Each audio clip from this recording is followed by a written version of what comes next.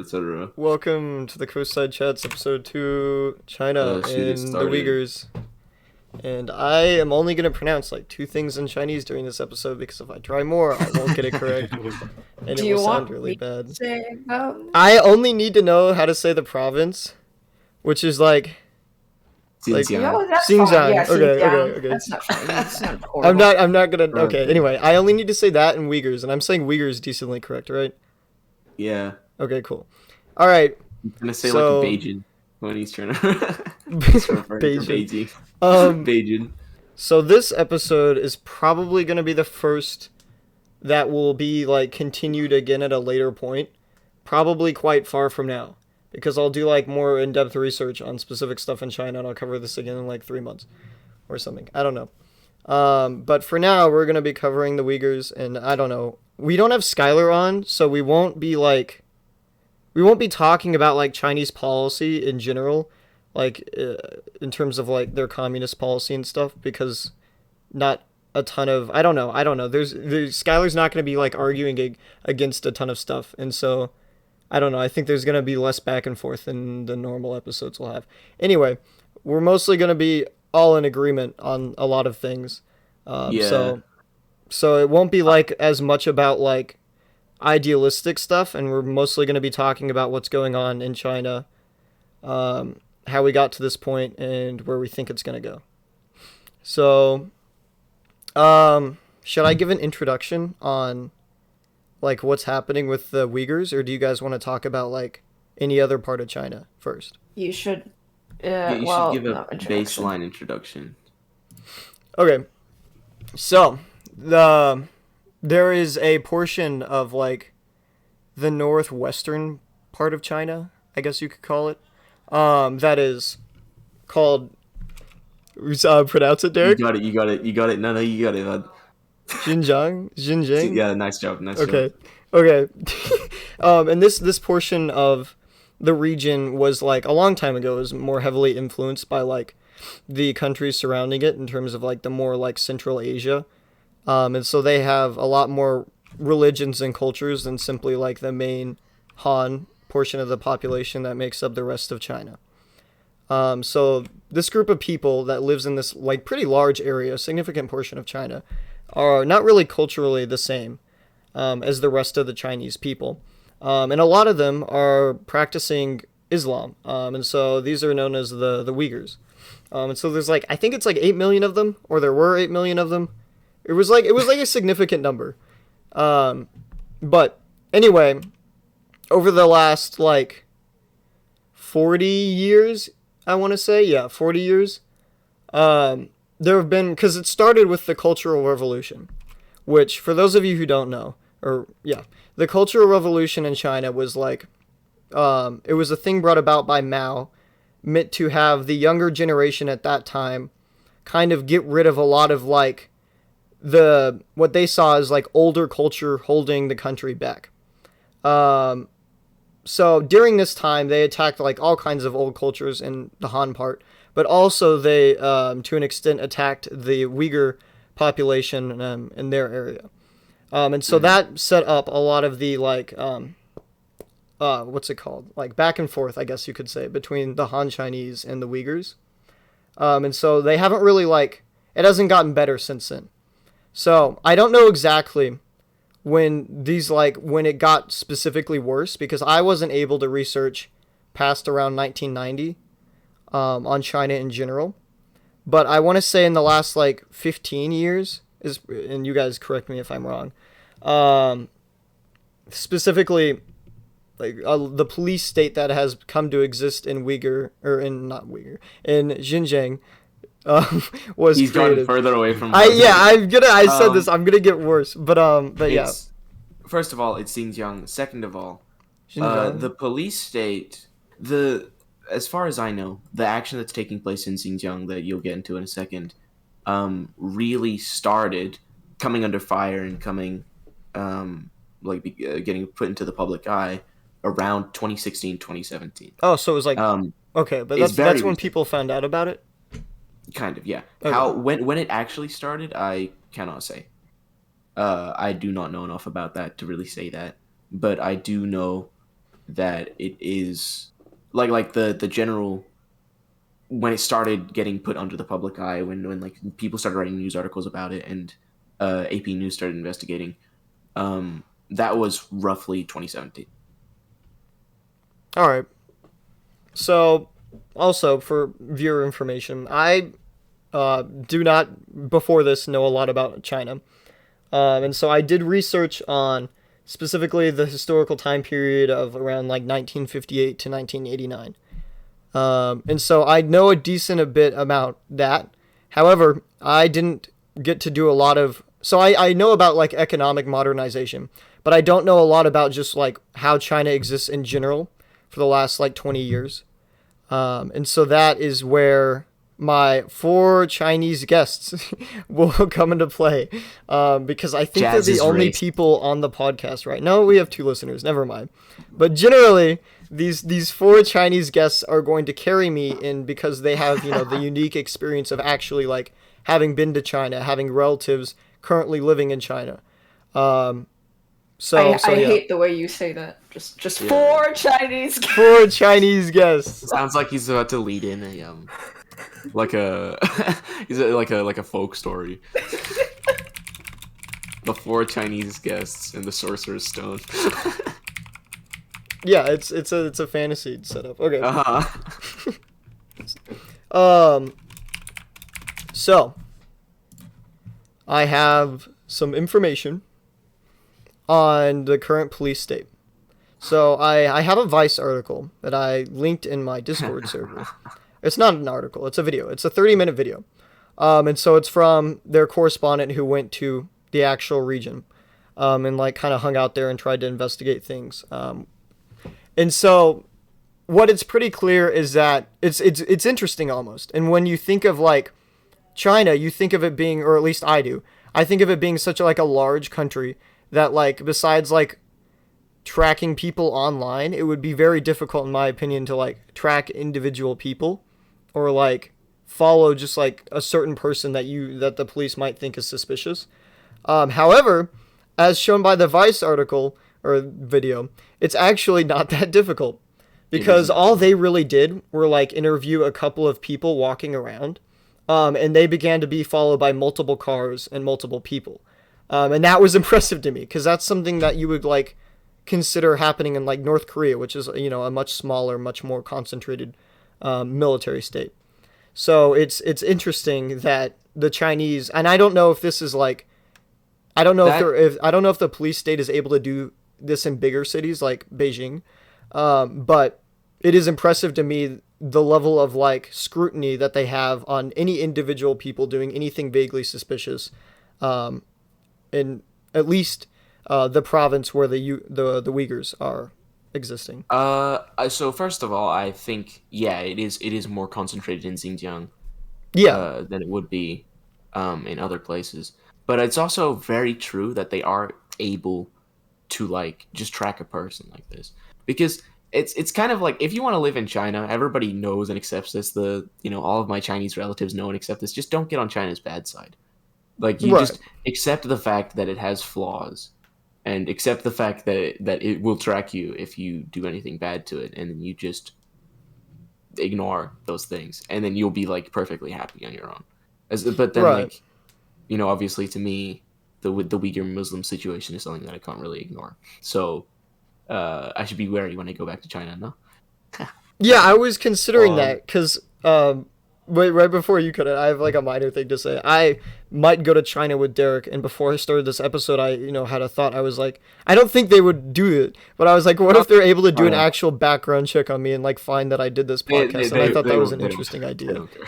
But yeah, I don't think they care that much because of the amount of tourism I'm sure they get. Anyway, Yeah, whoever's awesome. gonna speak can speak. Yeah. Yeah, so I think there's like a much lesser level of scrutiny in like other provinces of China. Just based on like my visits to China, it doesn't Yeah. seem like they're like that heavily like doing stuff on like the Han Chinese population. Like Right. when I was visiting, I feel like I mean I definitely saw like some police here and there, but not like tons of police just like strolling the streets and everything. So I I also definitely want think to it's know. like much more concentrated in that Uyghur region. I Yeah. also But want to note. Oh yeah, yeah, yeah, awesome. but yeah, there is probably like still some level of like doing that in the other provinces, and like if you do like really bad stuff, they'll probably still track you down. Yeah, yeah, definitely. So the one thing I did want to note, I've said that like 4 times just in the past couple seconds, is that China probably does keep track of journalists really hard, and Right. so whenever these people entered the country, they probably started getting trailed from there. Like I wouldn't be surprised if they were like tracking them when they entered the country to here. I don't think they like suddenly caught wind of them and then mobilized the forces to get Right. onto them. I think they just knew. They just knew from Well, the start, and then are you they talking about the people in Vice? the people Yes. in the Vice article. No, well, like they were saying like they were tourists, like they were trying to Oh, say Yeah, okay. that they yeah, were the tourists Vice like video, full time, they right? didn't look like reporters and they held the camera in, like ways that it's like Yeah, it yeah. looks like it's off. And Yeah, so unless they like were able to know that they were flying in, it wouldn't be obvious that they were reporters from the second they yeah. arrived. I think the Okay. first time they came in contact with the police was like the time that we see in the video, Yeah, because which is like just an Okay. they interaction were with a saying random that they were officer. just tourists. Like if they already knew who they are, then like they can't say anything, right? Yeah, Yeah, that makes if sense. the police knew who they were already, then it seems unlikely they would have interacted in the way they did at the beginning, which is just like a random cop came over to them when they were interviewing, and was like, "What are Yeah, you doing?" But the Okay. yeah. cop obviously didn't actually know what they were doing. So, Okay. but Yeah, it seems to me like it was just like the police like strolling around and they were told to like cut off anyone that were like trying to record anything and they Hmm. caught them. Okay. That's interesting. um, so yeah, uh, I definitely think that because what I'm gonna cover is the police state. I just wanted to open with that because I thought it was interesting. But yeah, I think it's definitely true that that region, Xinjiang or whatever, Xinjiang. I'm gonna get it eventually. Not on this episode. I'll get it eventually. Xinjiang, Xinjiang. like Young. Sheen, like you know the Shin. word Sheen. Xinjiang. Jing Sheen, Jong. Sheen. Okay, the Okay. first part Anyway. is Sheen. Anyway. X I'm is the sh sound. Shin. Yeah. It's pretty close. Okay. No. Gutiang. Nope. Nope. We're done. All right. So I think it's Come very on, clear man. that there's like a much higher military presence and surveillance state existing in that area than would be like anywhere else. And so yeah, it's like it's interesting too because that like random cop had a I don't know. I don't know if it's like why that is, or maybe it was just because of the cops stationed in that region. But it seems like what I got from that was that the military police have like more of an initiative, to like do things, and to like check out and like find out if crime is going on. And so it's like for an American cop, if it's like something like that where people are, well, it wouldn't be the same because there aren't the same kinds of laws in the U.S. But for something that minor as like people talking or something, if a cop thought they might be breaking a law, I can't imagine he would actually put in the effort to like go over and see. So it was interesting because in their video, it happened like 5 times with different police. And so it's like I also thought that was interesting that the police force seems to like care a lot more about like actually finding crime, no Yeah, matter how like I small or insignificant it might seem. So yeah, I find that interesting. And like, how does the government enforce the police to like be this stringent right, that's when what I'm like saying. I think it might be like a cultural thing that they truly believe in, like rooting out these things. Because I don't know how else they would be Mhm. that they would care that much. yeah. Uh, communist propaganda.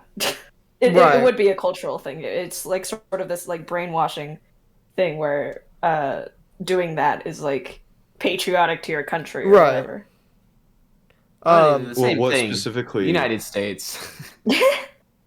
Yeah, no, it's a very like the people that tend to become police officers in China and partially the US, they're doing it like A, because of power, so you're kind of looking for an excuse to use that power. That's a generalization, but sometimes it's like that.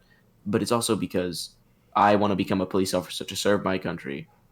And then when you become a police officer, then you're probably like put through this rigorous training, which is just like, hey, you need to be strong to serve this country and etc. So it's probably uh I wouldn't necessarily call it brainwashing, but I'd call it more indoctrination.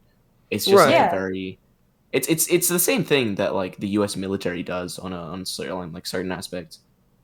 Um, but like again, I don't think there's too much wrong with that. I think that's just part of running a country. Like that's just something you have to do if you want to have a military force.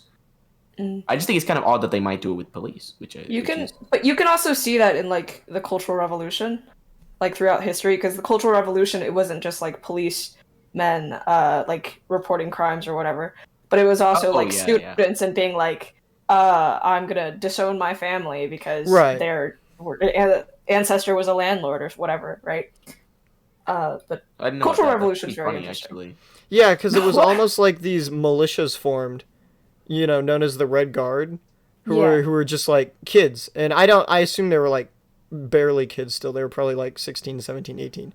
But like still, it's like they weren't a police force. They were just like kids that joined together because they believed in the cause. And so because of that, they would raid old people's homes and stuff. What the So heck? yeah. Um, but in Wow. general, it's interesting how the police seem to be like they're just very interested in doing what they believe is correct, I assume, and not just because their superiors tell them that's what they should do. Mhm. I would like to know from you guys, um, do people in China in general have that much like patriotism to the country, or is it more because of like you were saying, the people going into police have more patriotism themselves, or is it more of a general thing that everybody in general has a lot of I nationalistic tendencies and patriotism? I'd say it's about the same as the U.S. actually. Okay. Um, though I also feel like a lot more people in China are a lot more aware of its flaws, but they're like more willing to accept. This is my out of my Wait, experience. are you sure about that? Like, Oh, this is again. This is are you my only family coming friends, into contact with your relatives, or my is it like relatives, and actual like people? their like group of friends. So like it is a Yeah, large group of like people. I think that is a lot of bias because It is. the It is. majority of the Chinese population do not have access to like the larger internet. They only have access to like the Chinese That's true. part of the internet that's very like censored. I feel Um, like okay. Well, at least a decent portion of the population um just knows outside anyways. no, I don't think it's decent. I think it's You like don't think it's decent? overwhelming majority don't access the outside Chinese internet. Really? Well, no, they We don't have Have the you heard of access. the which is Great great. Firewall? I know what the Great Firewall is. I just know that like my grandparents are like, yeah, sometimes journalists just disappear, but we like China. It's like that's like that's as with the people I've interacted with and like my family friends or whatever. That's like been the large kind of thing. It's just like we're aware that China sometimes disappears people, but as long as you don't speak out about against China, we're willing to accept that, and we love this country. That was When was the last time you guys went to China? 2017. Uh, yeah, it should be around that time. Okay. I went, Damn, I bro, we think, could have met up. 2016? 2015, Yo, 2016? we could have been the little China squad. What if all three of us go and then we take Jazz as our little child? Woo! I genuinely would like to go. I am You know, actually interested in going. I would get after looked at for having short hair because Oh yeah, huh? yeah, I'd get can't looked do at that. for looking like a full native Chinese speaker, and people would come up to me, and I'd be like, "Ah, 我不说中文," and then And then me with an English and accent. then yeah, But I okay, so the last time I went I was around like 12. So I don't think I really had the chance to go and talk politics with Right. my family. Yeah.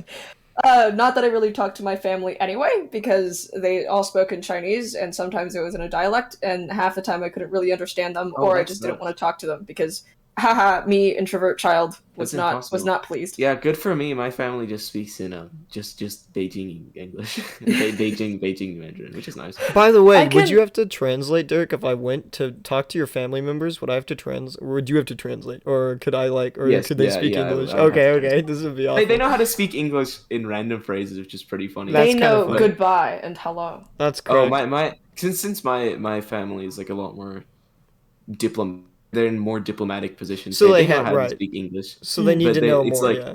it's not very good. But he'll be like speaking saying something in Chinese, and I'll turn to my parents and like I don't know what that means, and he'll be like, oh, chocolate, and I'll be like, okay. Chocolate. Yeah, yeah.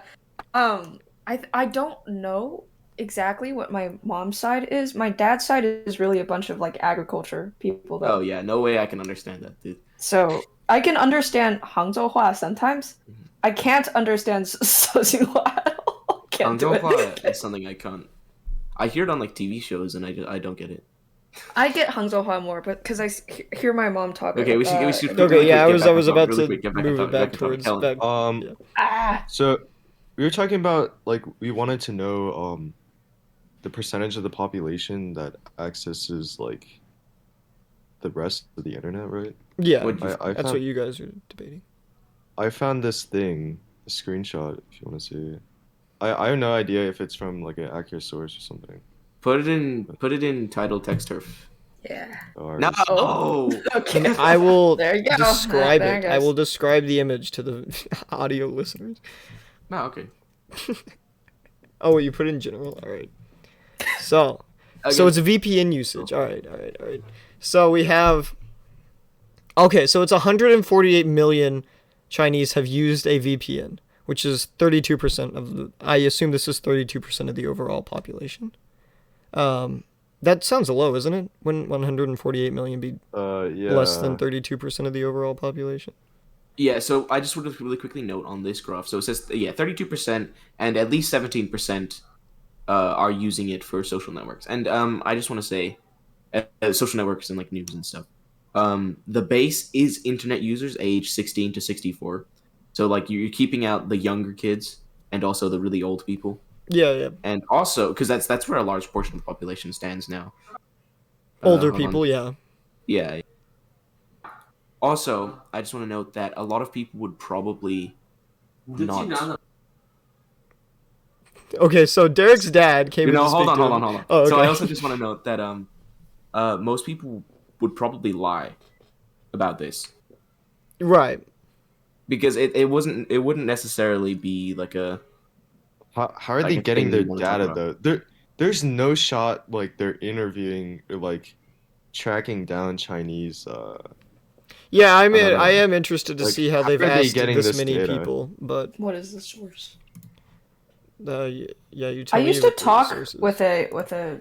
I had like a pen pal that I met in China when I went there last time, and he like contacted me like 2 years ago or something, and he was like, "Let's talk on Telegram," because he was like, "Telegram is the most safe messaging platform," and I was like, Telegram. "Okay," and he would like complain about like the Chinese government and stuff, and then he stopped talking. So that was like a very point of concern for me for a little bit. Was like, Is this he kid, okay? Do you know? I don't know. Oh, I well, don't know. I haven't made contact with this kid in like in memoriam. yeah. Uh-oh. But he would like complain about the Chinese government and stuff and be like, I use a VPN to access whatever. Yeah, on some of the videos I was watching for my research on this, there would be top comments that were like, I am watching this from Shanghai and I'm using a VPN. And I thought it was funny. They're excited to like tell people. On a quick aside, Shanghai is so cool and it's so not. It's like it's so in the rich spots it's so dope. In the not rich spots it's so like dang this sucks. But Where is that city in relation to like Beijing? it's very far, not very Oh. far. It's to the east and northeast a little bit. Makes sense. It's off on the coast. Yeah. All right. Yeah. Okay. So I think we have a decent amount of information on All right, the cultural standings. let's actually move our position into talking about the Uyghur Muslims here. Yeah, yeah, yeah. So, and the situation in, do you want to say, So Jess? yeah, so I've described how this large area of China is culturally different, and so there's already these tensions culturally because of the Cultural Revolution, and how they never really ended since then. So, but that by itself might not be a huge reason to cause like China to do what they're doing. But the region is also very important to China because it has a lot of usefulness in terms of energy. So, Xinjiang accounts for 40% of China's coal, 20% of China's oil, and a lot of the wind energy that China can produce. So, for that reason, they want to have like a lot of control because this part of the area has previously been a separate state. I think it was called like East Turkestan. It was something along those lines. Russia helped create it during World War II when China was weakened because of its fighting with Japan. So Russia helped create this area to be culturally its own place. And then after China switched to communism after World War II, Russia actually flipped on them and helped China retake that area. So anyway, basically, China wants to currently maintain like very much control over the region and wants to keep as much as they can like any idea of it being independent far out of the minds of those living there, because of the resources that it has. And then in addition to simply those like natural resources existing, China a few years ago started their, hang on, I have to find where I wrote it because it has a name. It's their Belt and Road Initiative. So their Belt and Road Initiative was like a lot of infrastructure, and they did it. They made it with the idea that it would help bring in more trade over land from neighboring, more Central Asian countries, and so this area is directly bordering these countries that China wants to have an increased amount of trade with. So this like act is going to run infrastructure specifically through that region. And it's very important for the Chinese government to have this run efficiently. So they also want to tighten control in the region to make sure that there's no interruption with that and with that trading. So those are the two main reasons why China like specifically is cracked down. Helen has posted a photo of Xinjiang on the map. It is, if you see, in the very northwest of China, and Shanghai is on the very so it's southeast. That's my fault. It's on the very Shanghai is like dead center on the far east coast, and Beijing is kind of a little bit up, a little bit north, and a little bit east from the center of China. Yep. So those watching, I probably won't actually edit in a picture, so you guys can cope and Google it. But I mean, if you're watching this podcast, I would hope you would be interested enough to spend the 20 seconds it would take to Google the region. So, but anyway, so yeah, those are the main reasons for why they've cut down on them. Not just because of the cultural differences, but also because of the resources, and they don't want the region to ever have any chance of destabilizing. Okay, now the reason that I've heard propagated is that the Uyghur Muslims tend to be terrorists. Yeah. Apparently, because of like the previous misdeeds that China may have done to them or something, or rather, regardless, the current excuse is that the Uyghur Muslim population is risking the Chinese population by continuing their practices, and so they end up forcing them into these. They don't call them they're not called re-education camps in Chinese, but they basically are. So honestly, I'm not gonna say anything more. Yeah. I thought they did call them re-education camps. The people they interviewed the Chinese ambassadors called them re-education camps, Oh. and then China later called them something else. But the idea stays the same. They were like training. It was literally called like training camps. Right. Is, Yeah, I think he called them training camps. Yeah. I think And China so- likes to think of them as like schools because they like Schools. Right. in a video that they showed the BBC, they were like, "Oh, look, they're doing like dancing and stuff." But they Uh-huh. interviewed a person and was like, "Did you come here willingly?" And there are like government officials in the room, so of course the person is like, "Yes, I Yes. came here willingly to Yeah. get rid of my extremist thoughts." And it's very the idea is that they teach them, like, first of all, how to not be terrorists, and then they teach them life skills and how to live a life in society, and then they let them out. That's what they say. Right. And yeah, my opinionated look is that a lot of these people are not terrorists and have never done anything vaguely terroristic. So obviously there is tension culturally, and I'm sure there are some people, some Uyghurs, that might have plotted, I guess you could say, but that would be like a very, very, very small minority.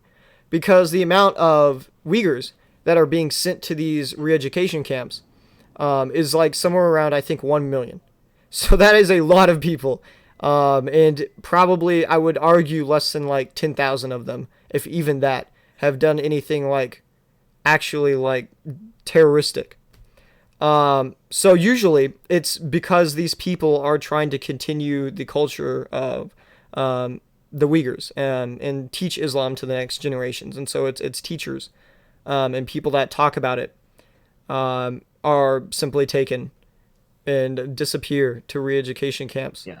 Or people that So- like are doing like people that commit. I assume people that commit like small crimes and stuff that is unrelated to their Uyghur culturality.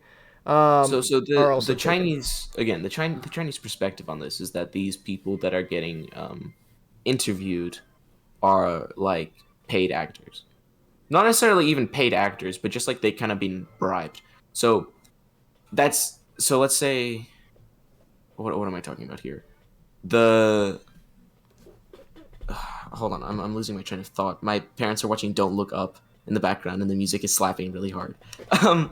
Yeah. So like the idea is like Tiananmen Square, the main guys of like the leaders of Tiananmen Square were like they were pushed to do what they did by the United States, and they were given the money to do what they did by the United States. That's what they say. Right. And so I know that my like entire family believes this, which is not entirely wrong. I do think the United States probably did like fund or at least push from the shadows most of this stuff, but they use that as basically an excuse to invalidate the entire like situation, which I do not think is valid. Right. And so, and more importantly, as you've talked about outside of this podcast, originally, when asked about this, the Chinese government flat out refused that these re-education camps exist. And by that time, we had had satellite imagery of them. So it's like This very was, like- obvious that they existed. Yeah. This was like in 2020, like late 2018. Keep this in mind for the viewers. This is like a while ago. They've right. changed the statements a couple times. Yeah, exactly. So this is all very recent, as Derek is saying. So it's like it's pretty interesting to see how like current this like massive event is, and how little coverage it generally gets. But anyway, No, I want to see what Kim Kardashian's doing with Pete Davidson. Oh. so anyway, I don't know. what were you gonna say, Austin? Yeah, to add a note about like why the Chinese government might do stuff like this. It's not only like to eliminate like terrorists, like you were saying, but also it's like assimilating like their culture into Right. like the Han Chinese culture, right? And I think I haven't done a lot of research about this, obviously, so take anything I say with a grain of salt. Like I think it would make more sense if like the Chinese government was looking for more of like unification of the country rather than like They do- eliminating these so-called terrorists. They do I call it mean, that. Yeah. It's like like eliminating their culture would also just like give them a higher chance of like not having like rebellion or like Mhm. you know trying to secede like their part of the region. Right. So Yeah. so yeah, what they do in these camps, which by the way, I wanted to finish what I was saying earlier, which is that originally the Chinese government said that these camps do not exist, And then because many journalists covered it over and over, and it became mainstream enough, they were forced to be like, "Oh yeah, these are just training camps in schools."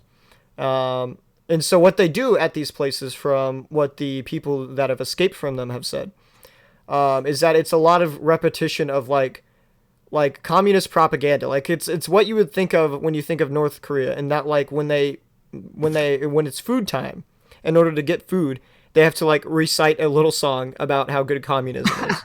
So This it's like just sounds like this. So, I mean, I mentioned this to you yesterday, but it was like it was commonplace, um, during Mao Zedong's like rule, command. I wouldn't call it a rule. For people to just like end conversations with a little quote from Mao Zedong out of a little book, oh, the and little so red books. yeah, that's what they Okay, were. yeah. So I'm pretty sure that's what they were. So I think this like if this is all they're doing, honestly, they could do worse. I think But they're doing a obviously, lot more. there's a lot of things that we don't know if they're doing that we think that they might be doing. They And didn't. I'm Yeah, giving the largest grain of salt to China that I can possibly muster. I'm gonna play like kind of devil's advocate here, but I don't think I can do that for long without getting tilted. So right. Yeah. So I didn't watch a lot of interviews with the people that have escaped. I watched the Vice video, had them talk to them, but it was more about like how they what crimes they committed to make them end up there, put them in. Yeah. and less And again, about what happens once the they're in the camps. the excuse is that those people often like they get paid by American journalists to say what they say, Right, or like yeah, funded by the United States to like escape, and then they go say things, right, and which that's how again China rides it off. is unfortunately very possible. Which means that there's like you have to cast a little bit of shade on these kinds of firsthand experiences, but I think you should still give them a lot of weight because obviously, I I don't think the would, U.S. is overreaching that much all the time. yeah, I would push to say that that's not the case for these people to really any Mhm. extent. Um, to be honest, because it's like the government, the U.S. government doesn't deal with this enough that it would be a kind of issue that they would involve themselves that to that extent in. Like if they Yeah, cared this much about it, you would be hearing about it more often, and then it would be more reasonable that maybe they would pay off these people to say these things. But because of yeah, how yeah. little the U.S. government seems to care about it already, I think it's That's my pretty opinion obvious as well. that it's like they're not. They If definitely don't care enough to put money into these people's pockets to get yeah, them to it's lie. if the U.S. government were to put money into this, then they would use it as a spear. You know, they would use it as an attack, but Right, but they instead don't. It's like you hear they about don't. these through So independent reporters. So it's exactly. yeah. Then that to me means most likely it's they're probably not funded. They might be like a little exaggerated because you know they dislike China. Well, again, the story says they already dislike China, but even if they are a little exaggerated, there's still a lot of issues there, no matter what. Right. So yeah, what the other thing they do is when they take away parents, they separate their children and send them to what they refer to as kindergartens. This is an Which Australia moment. oh, okay, interesting. All right. Anyway, they're these large buildings and they're painted like castles and they have nice colors and they look soft and I think it's an interesting thing. But yeah, and then they get the kids and they have them do like dances outside.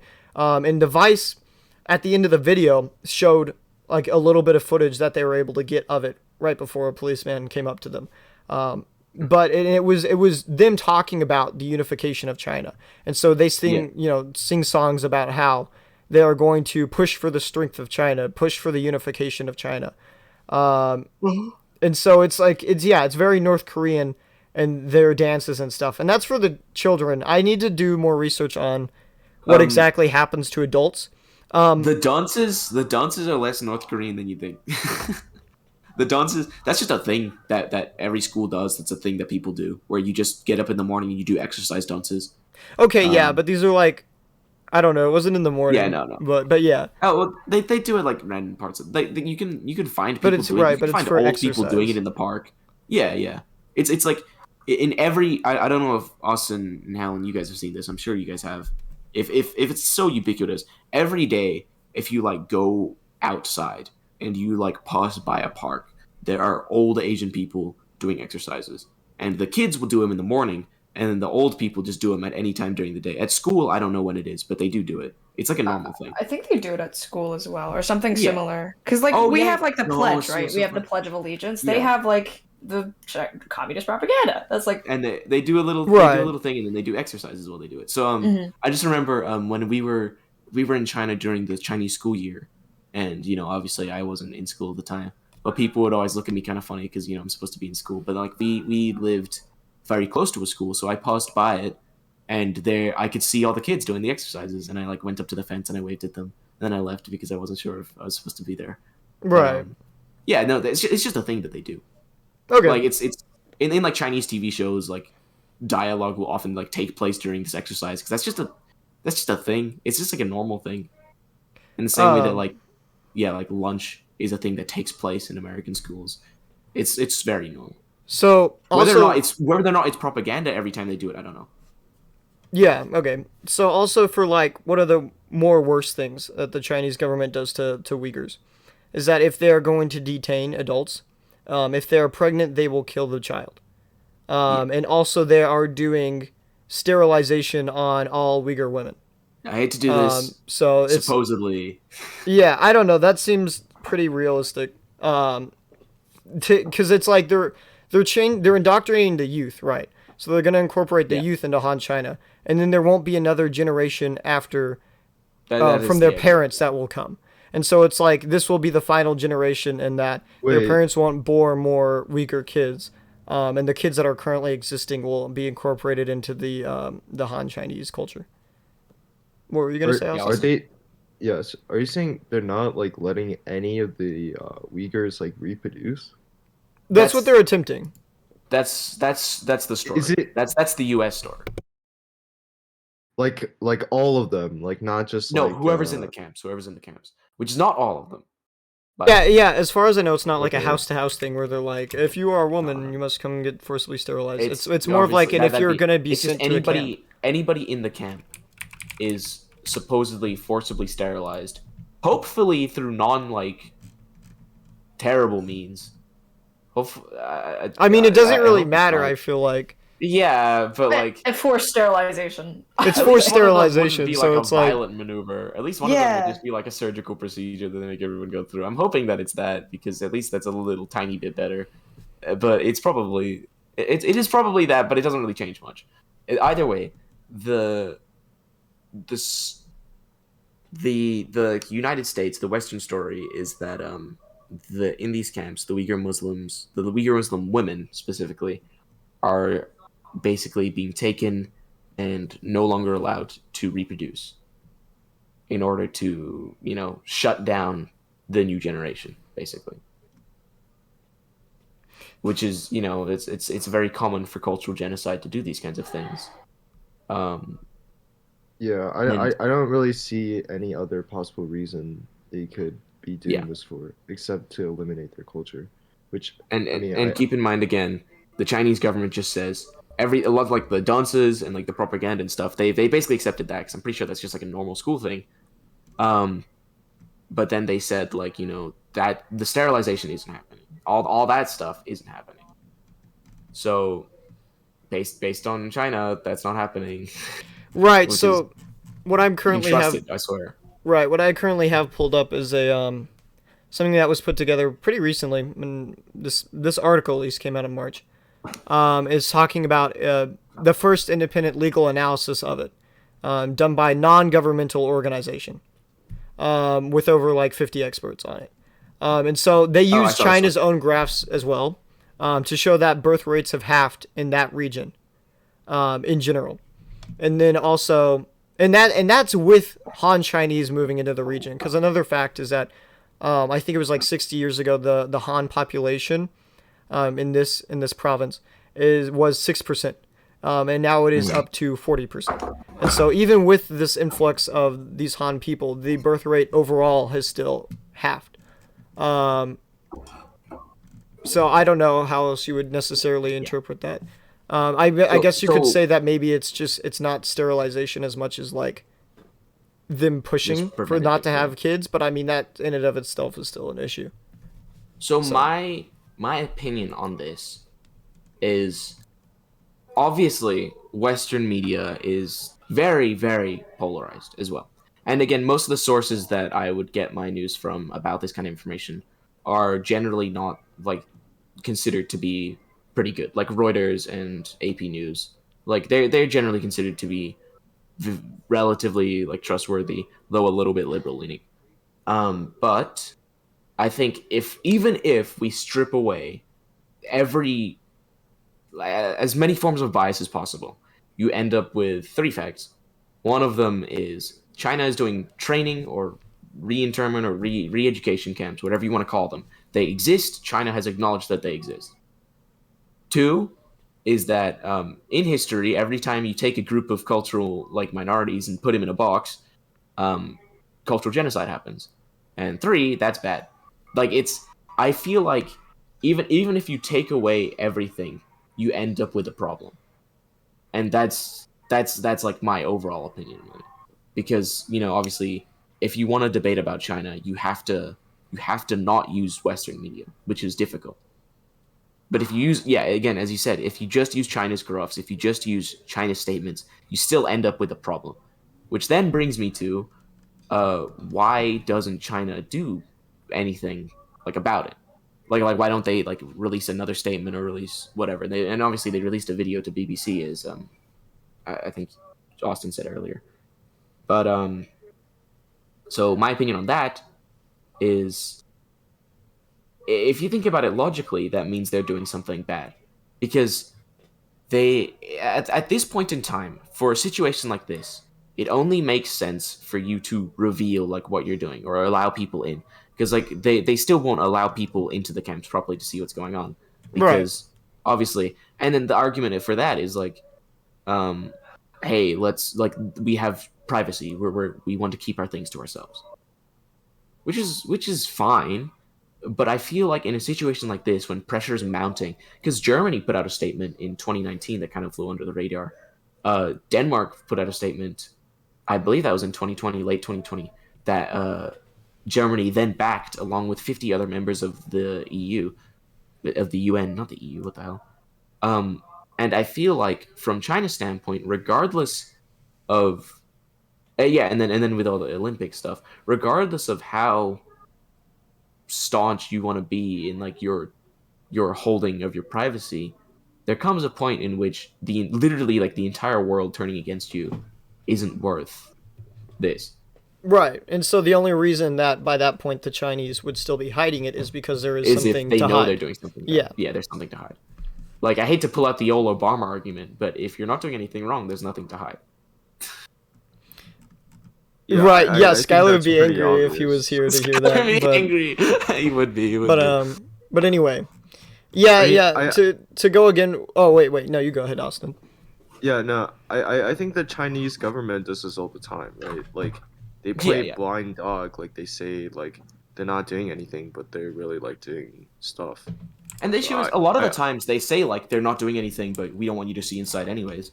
But then like they really aren't just doing anything. They just don't want you to see inside. So it's a judgment, but in this case, you're coin flipping with people's culture, which is not a coin flip you should ever be taking.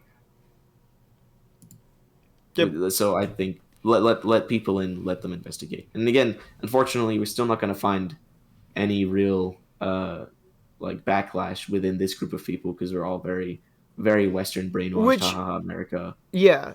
Yeah, I don't really think there's anyone I could have gotten on the podcast besides My yeah, parents. no, yeah, like your parents, but then they have their own biases. So it's like this Right. is such a, I feel like, a substantial issue that it's like no one's gonna argue against the point of view. No one's gonna say, oh yeah, it's okay for China to simply have these places hidden where up to 1 million of a specific cultural population are being sent. So one thing I think is kind of interesting. So I talked about this with my mom, and it always ends in me screaming and going into my room because I get angry about it, because my mom is like, she's coin flipping with people's lives, which her opinion is that it's not that, because there is no possible way China would do something like this. Right, and that's And, just biasy. So I mean, It's not just bias. Like there's bias, which is like, I don't think they'd probably do that. I'm gonna err on the side of like not that, but like it's just so incongruous in her head that it's literally not possible, if that makes sense. In the same way that like when the NSA, like the NSA monitors everyone, when that came out, there was like a bunch of backlash because people were like, the US government would never do that. And then they were.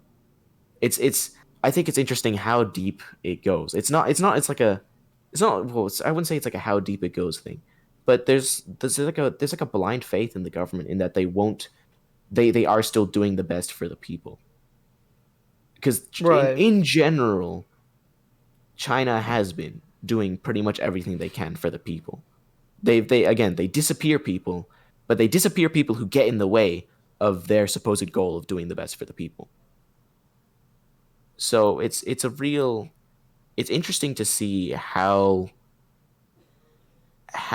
in line with the Chinese government's thinking, like even my parents are, who are like very Western at this point. Right. It's Yeah, I Helen mean, I and don't know. Austin. Have It you guys just talked to your parents about this yeah. at all? When I mentioned it at the dinner table, because I was making a joke about how You like China fool! You sucks. idiot! You idiot! Don't do anything at the dinner table. Family safety. my mom got really upset about it because she was like, "Don't talk about things you don't understand." And then my dad was like, "She's literally a model UN kid. Like she knows what's going on, probably Helen's more dad than either of based. us." Helen's dad based. Yeah. So my dad and I talk quite a bit about how it really sucks there because Helen's like my dad dad's based. like I guess more of a Western thinker in this way, where he's like, "Oh yeah, China sucks."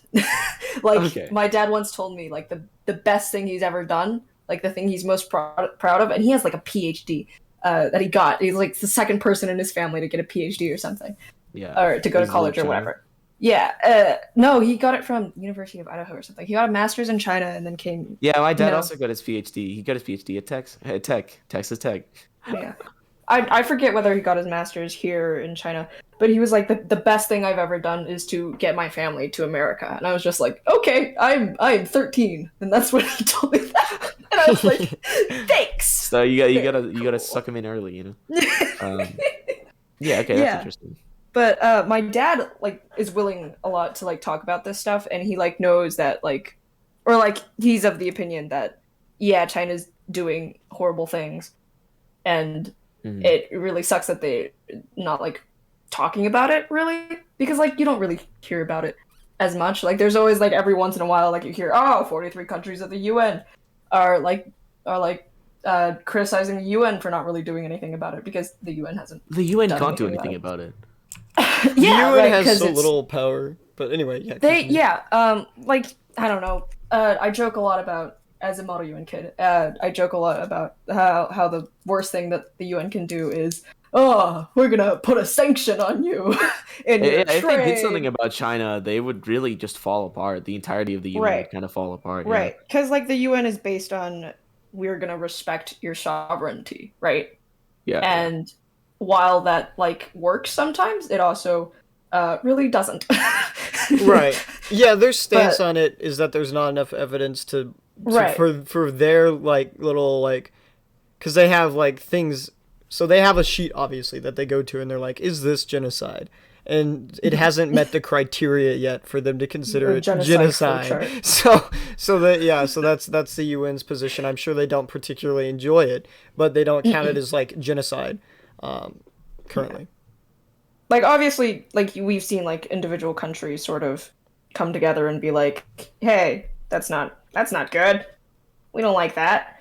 But the UN in general can't really do anything about it. Um, I was going somewhere. I think the biggest international thing I've seen talk about this is like the big source that everyone uses, I think, which is Amnesty International. Because they did the big 150-page report, or 160, I don't know. I don't know how long it is. But they were Wait, like interviews, 160 pages, and it was interviews with people who had escaped from concentration camps. Or internment camps, whatever. Internment camps. re-education, Helen. Re-education. Thank you. Sorry, so why can't the UN crack down on China for doing all this?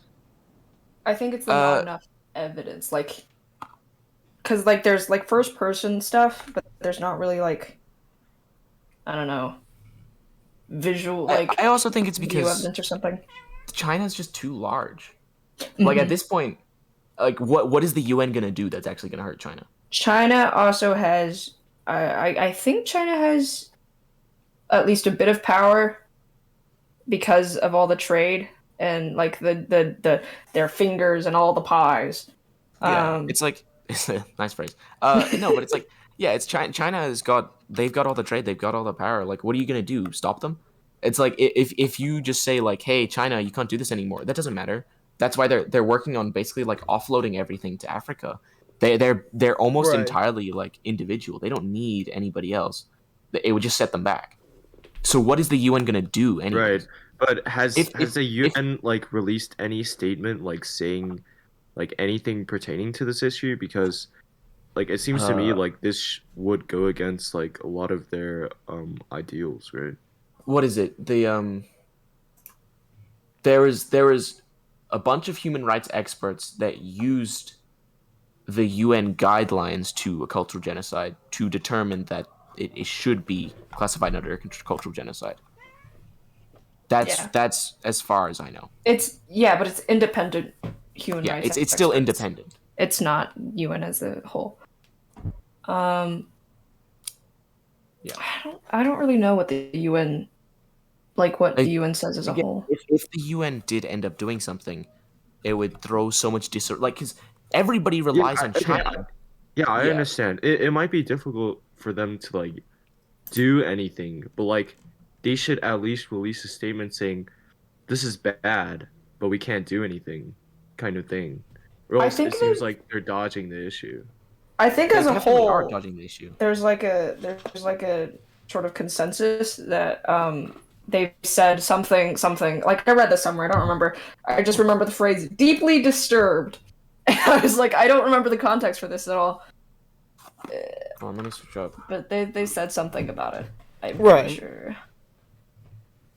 But Um, it's they've said something, but it's not to the extent where it's like, China, you have to stop. It's more like, hey, you shouldn't be doing that.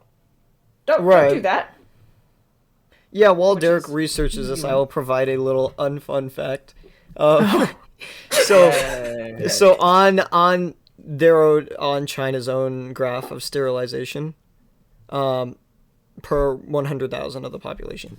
So it's their own graph from like I think 2017. Yeah, 20. Wait, hang on. Let me see. I think it's no. This has to be from like 2019. Yeah, cause it covers up to 2018. In around 2016, the like sterilization rate in that province went up 17 times than what it geez. was before. So it's like they say, oh yeah, the government says, oh yeah, this is simply voluntary. They just became more interested in birth control because we provided more birth control resources.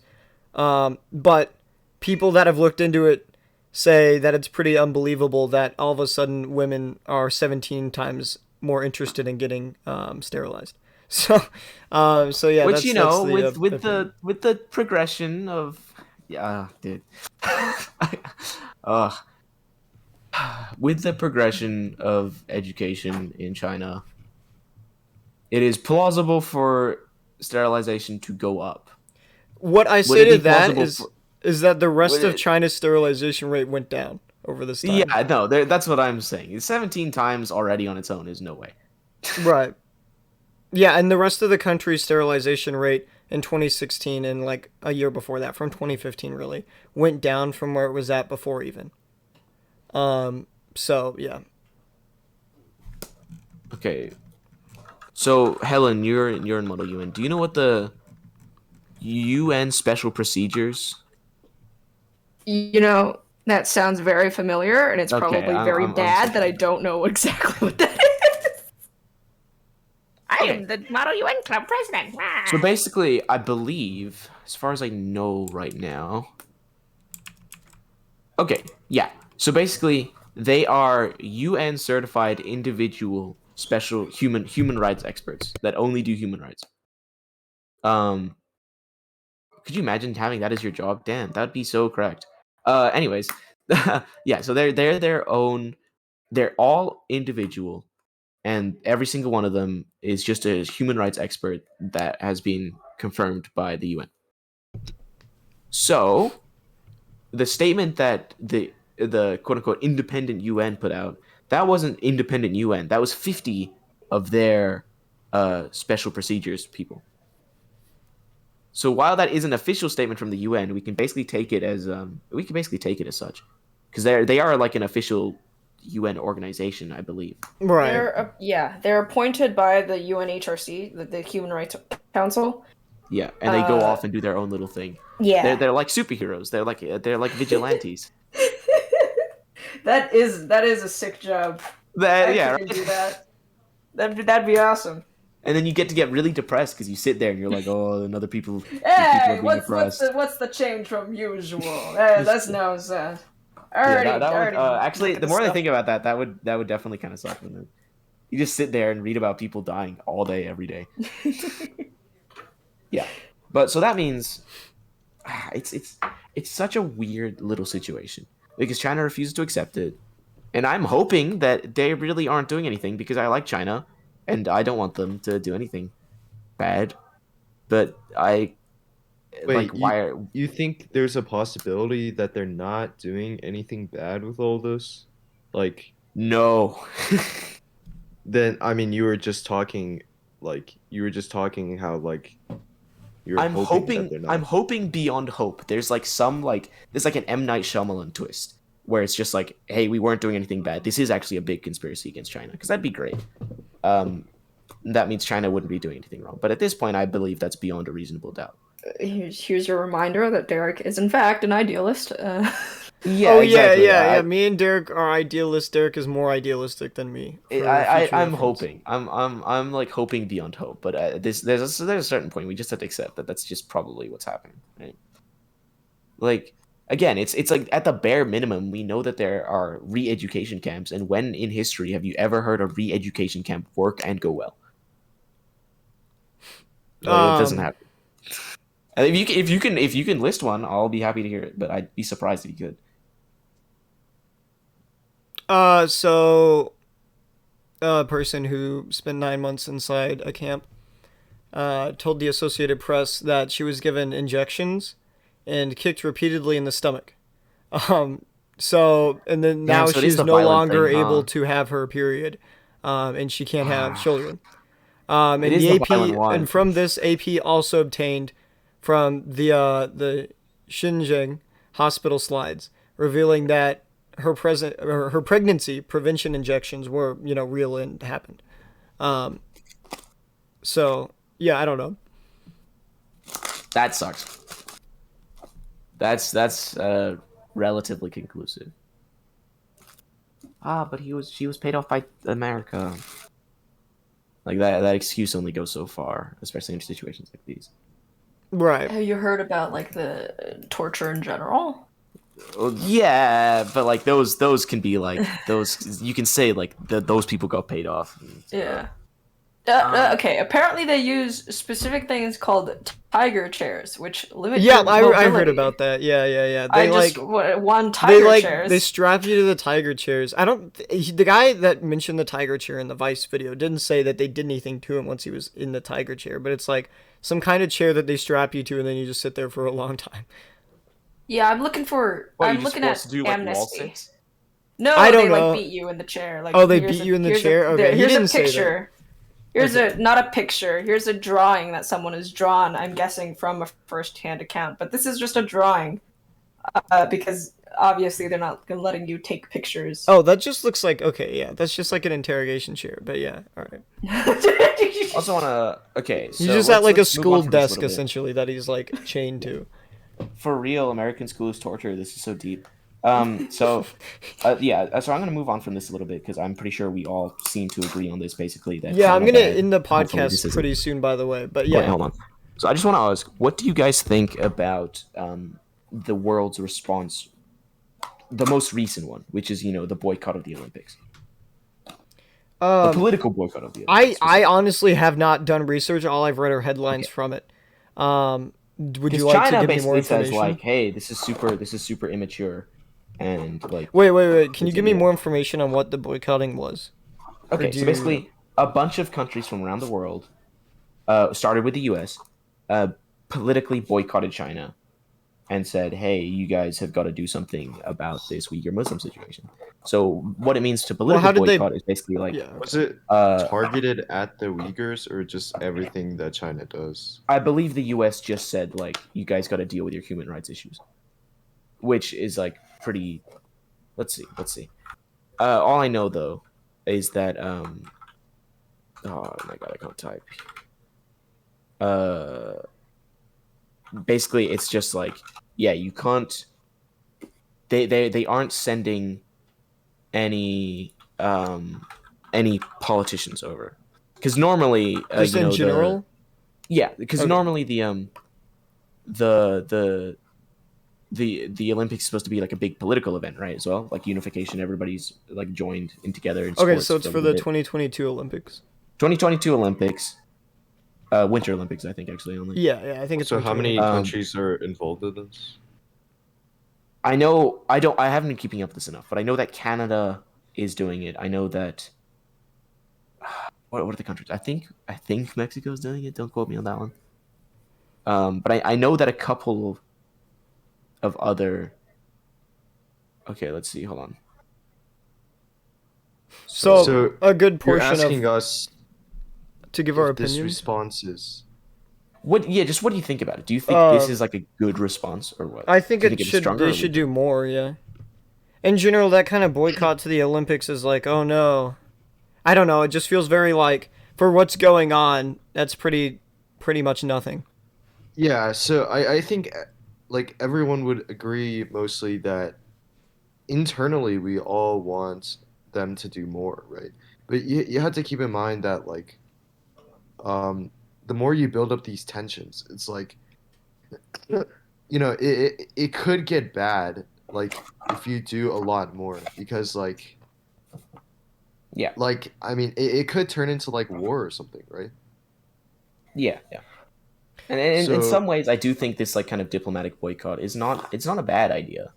It does something. It kind of like shows It does how many something. countries. It shows to China how many countries like believe that they're doing something wrong. So like let's see who else It is matters boycotting. that major countries are doing it. Well, what I've seen, Derek, on countries that are doing it, I don't think Mexico's one. I think Okay, it's yeah, it's no. the U.S., Australia, Canada, the U.K., and then also Lithuania. Just Let's look out go. there. Ooh, yeah, baby. Lithuania Lithuania. solidarity.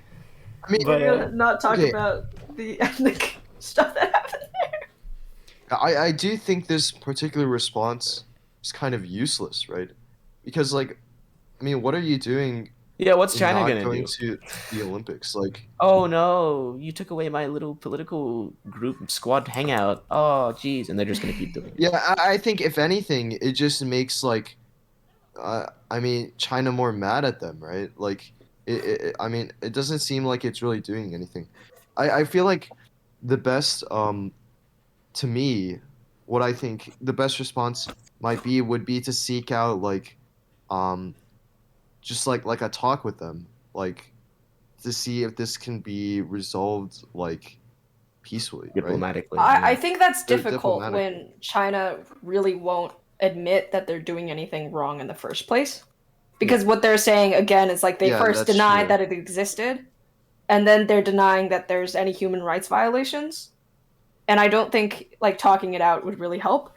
So I mean I'm hoping that like with major countries sort of boycotting like in this diplomatic way, it maybe raises awareness about it because I at least like a few months ago when I would talk about it, like a lot of people would just be like, ah, what? Not to people outside of like inside of my So, friend group because my friend group is again UN kids, Right. Yeah. model UN children, who are fairly involved in this sort of stuff. But like a lot of people don't really know, and I think having like a major event like the Winter Olympics and then major countries being like, "Hey, we're not going to do that anymore." Like maybe it'll become more of a thing that like people actually talk about and look at. so I think if you it's big think enough, I do think it's like it is you it think is like because sorry. no, I think you say it's like it's not like a big enough statement, but I do think it's like it is actually a pretty strong statement. It is. Like, Um, it could be, like, I guess you could do more, but it's not, like, a very small thing either. yeah, Okay, no, are you saying like you think like right now like most of the Chinese population like doesn't know like that this stuff is I happening like at all? they don't I think wasn't it's talking about the happening. They Chinese don't think it's population. happening. Well, yeah, there's that, but also I talking about, like, more, like, American population and stuff. Because, like, getting people knowledgeable about this stuff, like, often will actually make things happen. Okay, I see. Okay. Words. I think I'm understanding that more in that it seems like it might accomplish a crap. Wait, my headphones just died. Wait. You can keep talking. Oh, well, you can continue. Well, yeah. Well, that is Well, that's unfortunate for just us. end the podcast. Just end the podcast. He'll never know. No more Austin, no more podcast. He'll never know. He'll never know. It just ends right here. Yeah, did you guys have anything else you particularly wanted to say? Oh my on god, it? Rex. Yeah, no. My again, the opinion is just like, while it does seem like it's not doing much, I think it's a lot bigger of a deal than we may think it is. Right. Yeah. So yeah, we will do China part 2 at some point. I don't know. I have like a lot of topics I'm interested in doing and a lot of guest speakers. So it might We be a gotta while. do Bitcoin. But we will do that is like the least interested one to me. Okay, but anyway, we will do China part 2, which will talk about, how their stuff in Africa, how they be creating stuff in the South China Sea and things. And we will talk about we'll talk about more like the history of China and stuff. But this will be, you guys will have more time to research it. And so will I, because I need to research it more. But yeah, that's really about it for what we were going over today with the Uyghurs, and yeah, and that's about it. And the situation that's transpired and currently exists. Do everybody go out and do your own research. Yes. Yeah. Please make sure that If you're in the Discord, when you're researching. yeah, if you're in the Discord, look at the resources tab. There's good stuff being put in there, and Kareem also sometimes checks political biases on it. I'm too lazy to do that because I personally don't care that much for these kinds of things. Just pin just pin But pin the Kareem media also bias puts media biases Okay, on some of the okay. articles. Anyway, which is fair. If you're researching, be wary of quote unquote Western bias, as much as I know that we tend to avoid it. But again, for this situation, regardless of how much Western bias there is, I do think you'll end up finding that there are, issues that need to be resolved. All right. Oh wait, I will first ask Anthony. I'm gonna bring Anthony to the stage. Okay, Anthony. I don't know if you're here, but if you're here, you have to click on a thing somewhere so you can come speak. If he doesn't in 2 minutes, then I'll just end the podcast. But I was gonna ask him what he likes to do on the beach, because I did that for everyone else. Oh yeah. But anyway, yeah. Next, I don't remember if I said on the podcast that the next one was gonna be about. I don't know how you speak. Hang on. Oh, there we go. Okay, hang on. No, okay, so on the last podcast, I think I might have said that the next one would be about democracy in America. And that did not happen because my dad has been working on it. Because my dad, for those of you listening that don't already know, my dad is going to do this episode that will be specifically long on the collapse of our democracy in America. And so he's been collecting how he wants to say it and stuff. So I don't know exactly when that'll be done. That'll probably be done before the end of Christmas break. It might be the next episode, or it might be the one after the next episode. We will see. But yeah, that's it for that. I don't know what the next topic will be, and I don't want to give an estimate of when I will do it, because I did that on the last episode, saying this one would come out the next day, and here we are a week later. Yeah, it's actually been a full exact week later. Right, yeah, and generally I will do these podcasts more sporadically. I will do them either once a week, depending on the topic, or once every 2 weeks. It depends how much research I have to do on it.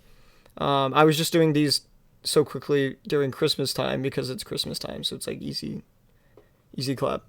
But anyway, that's about it for podcast information. Anthony, what do you like to do on the beach when you go to the beach?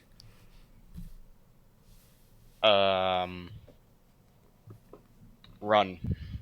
Yeah, that's fair. Come on, man. fair. Seriously? It feels good to run in sand. It Run in does. sand. 50-pound pack. barefoot, on your run back. around, accidentally step on a crab. It emerges from its little crab hole and grabs your foot, and you panic and freak out. Yeah, yeah, yeah. Panic, Classic freak out, beach. stuck in the ocean. Normal things. Yeah, yeah. Just pick it up and throw it. Okay, but Eat but it into the yeah, stratosphere. so Anthony runs on the beach. All right, this Are is you like writing these down? You're gonna take notes over these? no. I'm just yeah. Okay, Keep a book. that's the podcast.